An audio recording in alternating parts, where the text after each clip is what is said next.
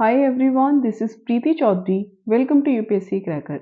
हम कर रहे हैं क्लास 9 की इकोनॉमिक्स एनसीईआरटी। इसमें हम अभी फर्स्ट चैप्टर कर रहे हैं the story of village Palampur. इसमें हम ऑलरेडी 3 पार्ट्स कंप्लीट कर चुके हैं। आज हमारा पार्ट 4 है। पार्ट 3 में हमने किया था कि मल्टीपल क्रॉपिंग क्या होता है, मॉडर्न फार्मिंग मेथड्स क्या होते हैं, ग्रीन रिवॉल्यूशन क्या होता है, इन चीज़ों को हमने देखा था। उसके पहले हम देख चुके हैं 4 फैक्टर्स ऑफ प्रोडक्शन, जिसमें हम land, labour, physical capital and human capital की बात कर चुके हैं। और फिजिकल कैपिटल में हमने बात की थी fixed capital and working capital, and working capital में हमने बात की थी raw material and cash in hand. ये सारी बातें, ये जो की पॉइंट्स हैं, ये हम समझ चुके हैं। आज हम बात करेंगे कि जो मल्टीपल क्रॉपिंग है एंड मॉडर्न फार्मिंग मेथड्स है, उनमें क्या डिफरेंस है। लेट्स डिस्कस, चर्चा करते हैं किस बारे में। What is the difference between multiple cropping and modern farming methods. Multiple cropping और मॉडर्न फार्मिंग मेथड्स में क्या डिफरेंस है, उसके बारे में बात करेंगे। मल्टीपल क्रॉपिंग में हमने देखा था कि जो पालमपुर के किसान हैं वो क्या कर रहे थे, एक ही सीजन में सेम लैंड पर तीन तीन क्रॉप्स कर रहे थे, तीन तीन फसलें उगा रहे थे। वहीं मॉडर्न फार्मिंग मेथड में हमने ग्रीन रिवॉल्यूशन के बारे में पढ़ा था। आज हम बात कर रहे हैं डिफरेंस के बारे में। आगे कह रहा है the following table shows the production of wheat and pulses in India after the green revolution in units of million tonne. आगे टेबल दी हुई है और टेबल में बता रहा है कि आफ्टर ग्रीन रिवॉल्यूशन, हरित क्रांति के बाद में, ग्रीन रिवॉल्यूशन के बाद व्हीट एंड पल्सेस का जो प्रोडक्शन है वो किस तरह से हुआ है इंडिया में मिलियन टन में, वो हमें डेटा दिया हुआ है। Plot this on a graph. कल हम क्या कर रहे थे कि पहले हमने डेटा लिया था, डेटा से टेबल बनाई थी और टेबल के बाद उसने एक ग्राफ बनाया था। आज भी हम वैसा कर सकते हैं। Was the green revolution equally successful for both the crops. इससे ये पता लगेगा कि ग्रीन रिवॉल्यूशन के बाद में क्या हम दोनों फसलों को उगाने में, इक्वली उगाने में सक्सेसफुल रहे हैं, क्या दोनों में इक्वली ग्रोथ देखी गई है, ये हमें पता लगेगा। इसको हमें डिस्कस करना है। और डिस्कस कैसे करेंगे, डेटा के अकॉर्डिंग देखेंगे। What is the working capital. Working capital हमने पढ़ा था कि वर्किंग कैपिटल क्या है, पढ़ा था फिजिकल कैपिटल का ही पार्ट होता है वर्किंग कैपिटल, जिसमें दो चीजें होती हैं, raw material and cash in hand. तो ये कह रहा है what is the working capital required by the farmer using modern farming methods. जब farmer modern farming methods, green revolution का इस्तेमाल करता है फार्मिंग में, तो उसे कौन सी वर्किंग कैपिटल की ज्यादा रिक्वायरमेंट होती है। टेबल दी हुई है, टेबल में दिखाया है production of pulses and wheat in million tonne. Pulses किस साल कितना प्रोडक्शन हुआ है मिलियन टन में पल्सेस एंड व्हीट का। अगर हम ईयर 1965-66 की बात करें तो जो पल्सेस का प्रोडक्शन हुआ है वो 10 मिलियन टन हुआ है, वही व्हीट का प्रोडक्शन भी सेम रहा है 10 मिलियन टन। इसके बाद जब ग्रीन रिवॉल्यूशन हुआ उसकी बात जब हम करें तो 1970 से 71 का ईयर हम देखें तो पल्सेस तो रहेगी 12 मिलियन टन, लेकिन व्हीट हमने देखा कि just double 24 million tonne wheat का प्रोडक्शन हुआ है। इस तरह से हम देखते चले जाएं तो पल्सेस में इतना ज्यादा ग्रोथ देखने को नहीं मिला है, बट पल्सेस में भी ग्रोथ है। लेकिन आप देख सकते हैं कि गेहूं में कितना ज्यादा इंक्रीमेंट हमें देखना मिल रहा है। 2019-20 का ईयर देखें तो पल्सेस का तो जो प्रोडक्शन हुआ है वो 23 मिलियन टन हुआ है। 10 से ये भी, इसमें भी प्रोडक्शन में भी इंक्रीमेंट हुआ है, लेकिन व्हीट आप देखिए कितना ज्यादा बढ़ गया है, 108 million tonne, 108 million tonne wheat का प्रोडक्शन हुआ है। तो बहुत ज्यादा हम इसको देख सकते हैं कितना ज्यादा मात्रा में व्हीट में इंक्रीमेंट हुआ है प्रोडक्शन में। अभी हमें पता कैसे लगेगा, ये जो सोर्स है हमारे पास, इसको चेक करने का सोर्स क्या है। Pocket book of agriculture statistics 2020 का हमने डेटा ही उठाया है। Directorate of economics and statistics, department of agriculture, corporation and farmers welfare, इन सारे सोर्सेज से हमने डेटा उठाया है और हमने इसमें देखा कि व्हीट के प्रोडक्शन में कितना ज्यादा इंक्रीमेंट हुआ है आफ्टर ग्रीन रिवॉल्यूशन। आगे कह रहा है modern farming methods require the farmer to start with more cash than before. जब मॉडर्न फार्मिंग मेथड्स किसानों ने यूज करने शुरू किए तो उसको ज्यादा कैश की रिक्वायरमेंट पड़ी, जितना पहले यूज करता था उससे ज्यादा कैश की जरूरत पड़ने लगी। अब इसमें कह रहा है कुछ एक्टिविटीज को सजेस्ट कर रहा है कि आप क्या एक्टिविटीज कर सकते हैं। During your field visit talk to some farmers of your region. कि आप जिस भी एरिया से बिलोंग करते हैं उस रीजन के खेतों में आप जाइए, वहां के फार्मर्स से मिलिए और बात कीजिए। तब आप क्या फाइंड आउट कर सकते हैं, पहला आप उनसे ये फाइंड आउट कर सकते हैं, आप पूछ सकते हैं what kind of farming methods, किस तरह के फार्मिंग मेथड्स, मॉडर्न और ट्रेडिशनल और mixed, do the farmers use, वहाँ के जो किसान है वो किस तरह का फार्मिंग मेथड यूज करते हैं, मॉडर्न, ट्रेडिशनल या मिक्स्ड यूज करते हैं। इस पे आप एक नोट बना सकते हैं। सेकेंड, आप पूछ सकते हैं what are the sources of irrigation, उनके इरिगेशन के क्या सोर्सेज है, सिंचाई वो कैसे करते हैं, ट्यूबवेल्स हैं या फिर रेन पर डिपेंड करते हैं या कोई और दूसरा सोर्स यूज करते हैं। थर्ड, आप उनसे पूछ सकते हैं how much of the cultivated land is irrigated, means कृषि भूमि के लिए कितने भाग में सिंचाई होती है। वेरी लिटिल, बहुत कम, नियरली हाफ, लगभग आधी, मेजॉरिटी, अधिकांश, ऑल या समझ, पूरे की हो जाती है। From where do farmers obtain the input that they require, farmers को जिन इनपुट्स की रिक्वायरमेंट होती है वो इनपुट्स वो कहाँ से प्राप्त करते हैं, आप ये सारे क्वेश्चन उनसे पूछ सकते हैं। अब थर्ड पॉइंट आज हम करेंगे विल द लैंड सस्टेन, क्या लैंड सस्टेन करेगी, इसके बारे में बात करेंगे। क्या चल रहा है, ये हमारा टॉपिक चल रहा है फार्मिंग इन पालमपुर। पालमपुर में हम फार्मिंग की बात कर रहे हैं, जिसमें हमने फर्स्ट पॉइंट पढ़ा था land is fixed. Land fixed है, 1960 के बाद पालमपुर में लैंड को नहीं बढ़ाया गया है तो प्रोडक्शन भी नहीं बढ़ा है, सेम लैंड में सेम ही प्रोडक्शन हो रहा है। फिर हमने उसके बाद में पढ़ा कि क्या कोई ऐसा तरीका है जिससे प्रोडक्शन बढ़ाया जा सके, कृषि का उत्पादन बढ़ाया जा सके। तो दूसरा पॉइंट हमने पढ़ा था is there a way one can grow more from the same land, कोई तरीका है। तो वहां पे हमने दो तीन तरीके पढ़े थे, लाइक क्या, फर्स्ट हमने पढ़ा था मल्टीपल क्रॉपिंग के माध्यम से हम कर सकते हैं, प्रोडक्शन बढ़ा सकते हैं। दूसरा हमने पढ़ा था मॉडर्न फार्मिंग मेथड्स का हम यूज कर सकते हैं, जिसमें हमने ग्रीन रिवॉल्यूशन पढ़ा था। आज हम बात करेंगे will the land sustain. Green revolution हमने पढ़ा था कि ग्रीन रिवॉल्यूशन में जो हम H/V बीज यूज कर रहे थे उसमें क्या हो रहा था कि उसको बहुत ज्यादा इरिगेशन की जरूरत हो रही थी, सिंचाई की जरूरत हो रही थी, केमिकल फर्टिलाइजर्स हम उसमें यूज कर रहे थे और पेस्टिसाइड्स हम उसमें यूज कर रहे थे। तो उन सब का क्या नेगेटिव इम्पैक्ट पड़ सकता है, क्या उसका इम्पैक्ट हुआ बाद में, साइंटिफिक रिपोर्ट्स के माध्यम से ये चीज समझेंगे। इसमें कह रहा है विल द लैंड सस्टेन, क्या लैंड सस्टेन कर पाएगी। देखते हैं क्या कहता है इसमें। Land being a natural resource, land जैसे क्या है, भूमि एक नेचुरल रिसोर्स है, प्राकृतिक संसाधन है। It is necessary to be careful in its use, इसलिए हमें केयरफुल होना चाहिए इनकी यूज करने में। जितने भी प्राकृतिक संसाधन होते हैं, जितने भी नेचुरल रिसोर्सेज होते हैं, इनको बनने में मैनी मैनी ईयर्स लग जाते हैं, बहुत बहुत साल लग जाते हैं, उसके बाद ये नेचुरल रिसोर्स बन के तैयार होते हैं। लेकिन अगर हम इसको खराब कर देंगे तो उसको दोबारा बनने में बहुत टाइम लगेगा, तो जो आने वाली पीढ़ियां हैं वो उनका यूज नहीं कर पाएंगी। इसलिए हमें प्राकृतिक संसाधन जो भी नेचुरल रिसोर्सेज हैं उनका केयरफुली यूज करना चाहिए। अब बात कर रहे हैं साइंटिफिक रिपोर्ट, साइंटिफिक रिपोर्ट्स की बात आ गई।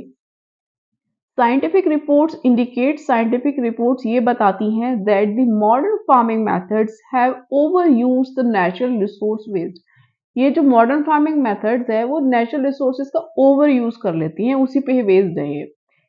इन मैनी एरियाज, बहुत सारे एरियाज में green revolution is associated with the loss of soil fertility.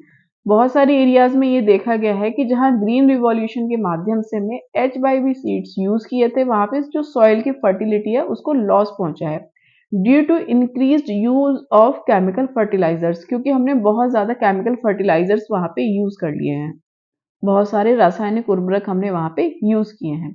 Also continue use of ground water, क्योंकि हमने कल पढ़ा था कि जो H/V किसके कॉम्बिनेशन से काम कर रहा था, वो कॉम्बिनेशन में हमें बहुत ज्यादा इरिगेशन भी करना पड़ रहा था। तो उससे क्या होता है कि continuous use of ground water, बहुत ज्यादा हमने लगातार यूज किया ग्राउंड वाटर का फॉर ट्यूबवेल, ट्यूबवेल के माध्यम से irrigation has led to the depletion of the water table, से जो ग्राउंड वाटर है उसका लेवल कम हो गया, तो ग्राउंड वाटर को भी लॉस हुआ। Environmental sources like soil fertility and ground water are built up over years, बहुत सारा टाइम लग जाता है, मैनी मैनी ईयर्स लग जाते हैं उसको बनने में। वंस डिस्ट्रॉयड, अगर एक बार डिस्ट्रॉयड हो जाता है तो it is very difficult to restore them, बहुत कठिन होता है उसको रिस्टोर करने में।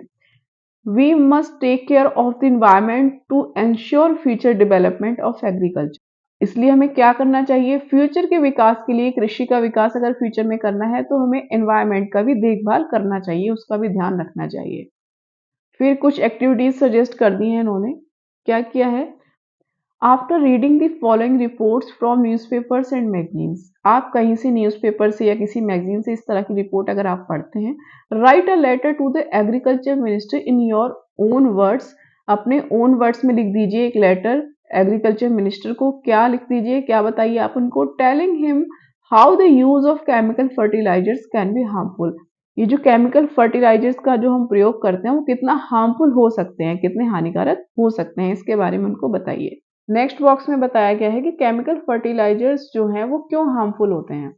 केमिकल फर्टिलाइजर्स क्या करते हैं, प्रोवाइड मिनरल्स, मिनरल्स प्रोवाइड कराते हैं, अच्छी बात है, which dissolve in the water, वो वाटर में घुल जाते हैं, and are immediately available to the plant, और इमीडिएटली उस प्लांट को मिल जाते हैं। ये तो अच्छी चीज है, बट प्रॉब्लम कहाँ है? प्रॉब्लम है but these may not be retain in the soil for long, but ये मिट्टी में बहुत लंबे टाइम तक नहीं रह पाते, उन्हें रिटेन नहीं कर पाती, धारण नहीं कर पाती है मिट्टी उसको बहुत लंबे टाइम तक।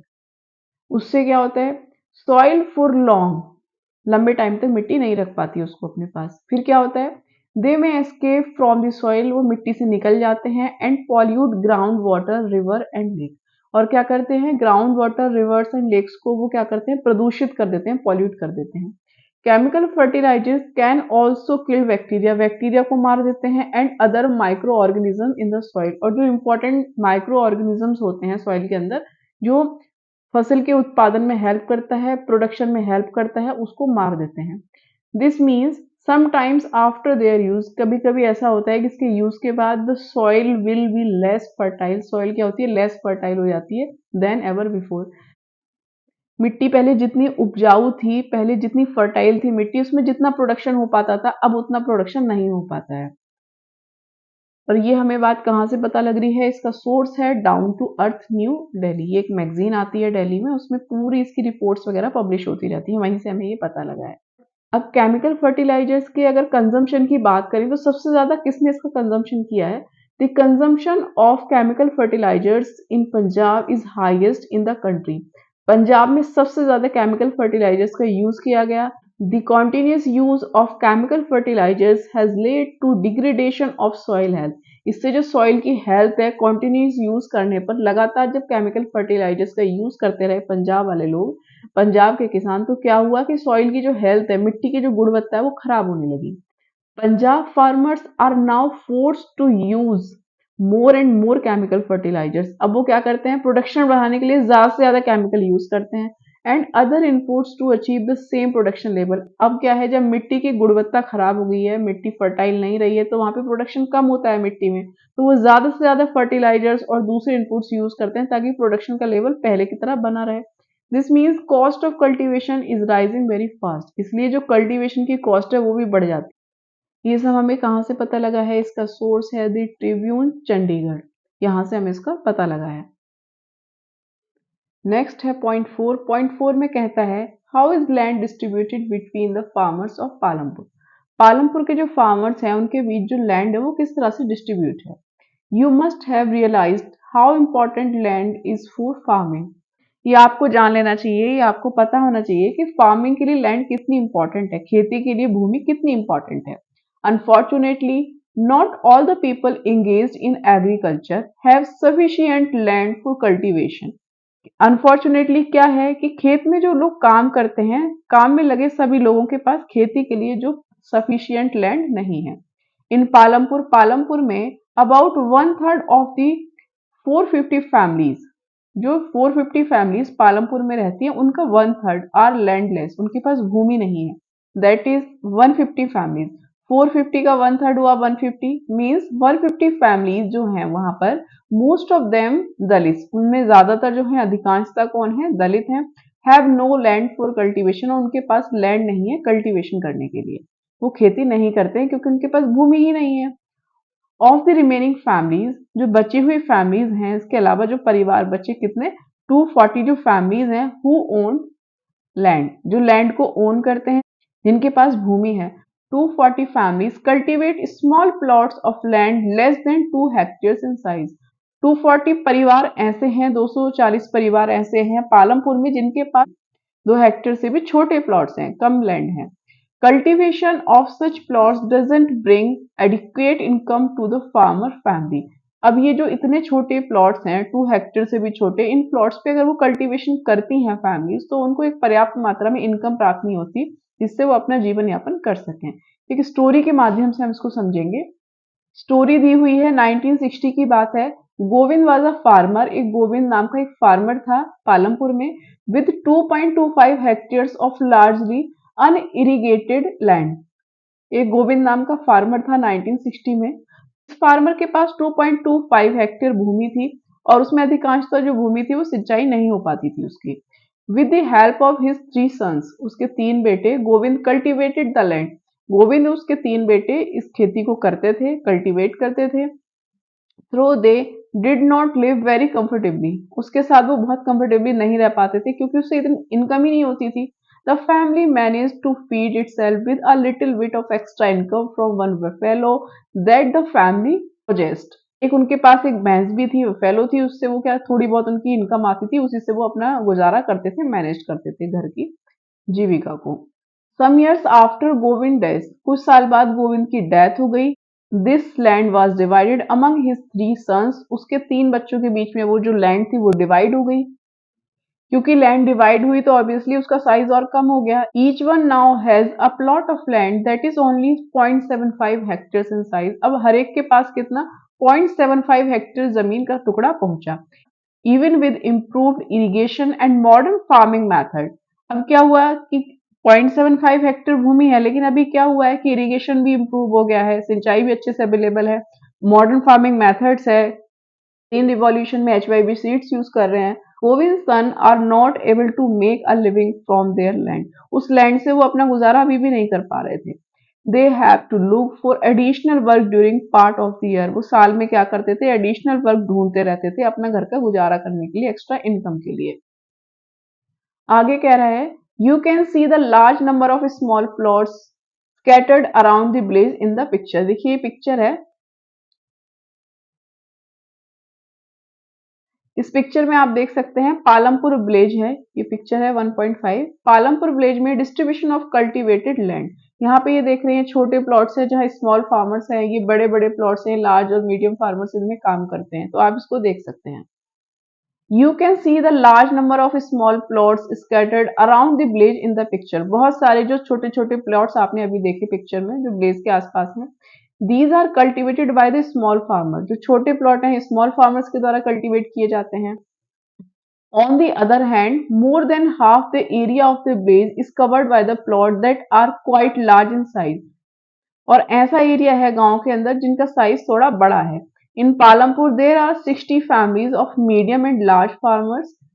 यहाँ पालमपुर में 60 फैमिलीज ऐसी हैं जो मीडियम एंड लार्ज फार्मर्स हैं, who cultivate more than 2 hectares of land, इनके पास 2 हेक्टेयर से ज्यादा भूमि है। A few of the large farmers have land extending over 10 hectares or more. कुछ लार्ज फार्मर्स हैं यहाँ पर इस पालमपुर गांव में जिनके पास 10 हेक्टेयर या उससे ज्यादा की भूमि है।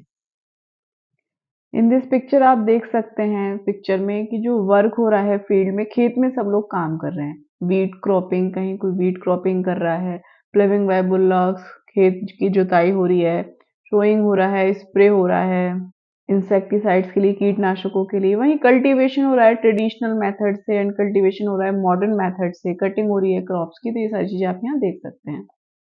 अब कह रहा है लेट्स डिस्कस, क्या डिस्कस करना है। In the picture 1.5 you can shade the land cultivated by small farmers.